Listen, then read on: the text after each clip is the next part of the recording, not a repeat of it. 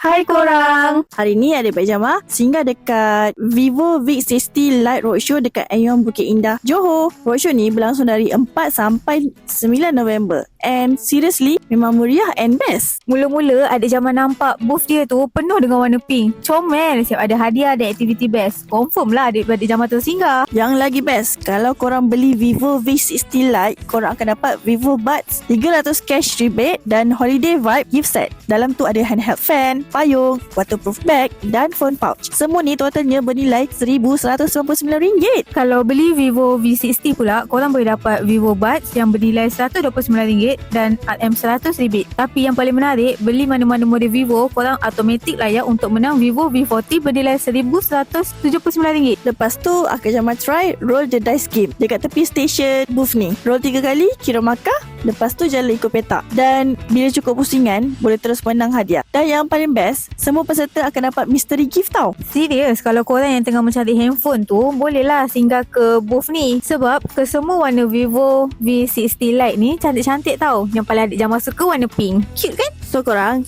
jangan lupa datang dekat Vivo V60 Lite Roadshow dekat Aeon Bukit Indah ni sebab Adik dah Kak Jama approve.